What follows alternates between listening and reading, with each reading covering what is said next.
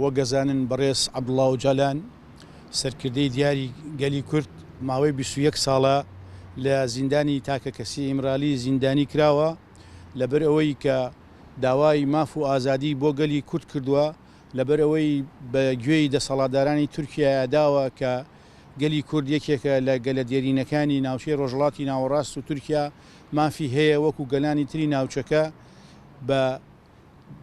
مافی نەتەوەیی و مافی کولتوری و مافی سیاسی خۆی هەبێ و لە هەمان کاتە بەڕێز عەبدوڵڵا ئۆجالان دەرکی بەوە کردووە کە شان بەشانی گەلی کورد لە ئاستی جیاجیادا لە کۆمەڵگا جیاجیاکاندا کۆمەڵی پێگاتەی چەوساوە هەن لە بیر و بۆچوونەکانیدا لە فەلسەفەکانیدا ڕەچاوی مافی ئەوانیشی کردووە. بەهۆی ئەو فکر و سیاسەتە پێشکەوتن خوازەیەوە ڕژێمی تورکیا لەگەڵ هاوپەیمانەکانیدا 21 ساڵ لەمە و پێشگە لە کۆمەکییان لێ کرد خستیانە زیندانی ئیمرالیەوە. ئێمە لێرەدا وەکو لە هەموو پارچەکانی تری کوردستان وەکو لە وڵاتانی ئەوروپا ئەمڕۆ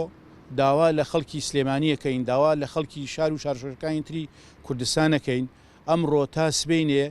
بە هەموو شێوەیەک خەباتی دیموکراتی جەماوەری ئاشتی خوازانە بەڕێوە ببن لە شێوەی ناڕەزایی دەربڕین، لە شێوەی کۆبوونەوە و خۆپیشاندان دژی گۆشەگیری سەر عەبدوڵڵا ئۆجالان، دژی زیندانی کردنی و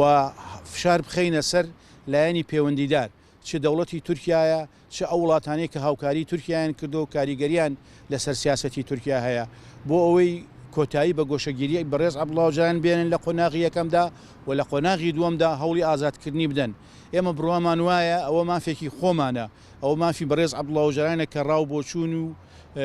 سیاسەتی نوێی هەبێ لەسەر دیاردە جیاجیاکانی کۆمەلگا و حەقی ئەوەی نییە کە زیندانی بکرێ. و ئێمەش وەکو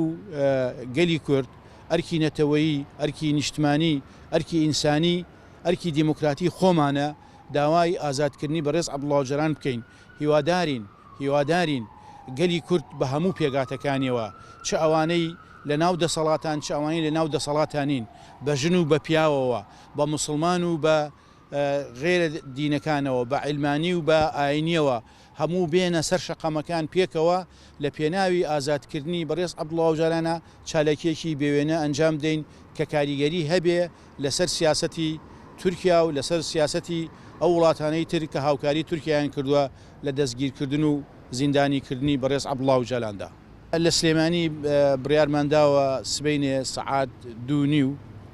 لە سەهۆڵەکەی سلێمانیەوە بۆ بەردەم باخی گشتی خۆپیشاندانێکی هێمنانە ئەنجام دەین و بۆ ئاسانکاری شەکانیشمان